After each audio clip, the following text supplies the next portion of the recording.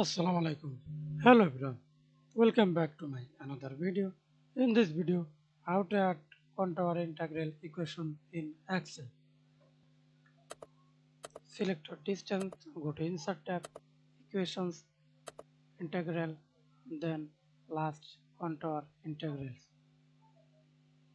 Then click here. Size.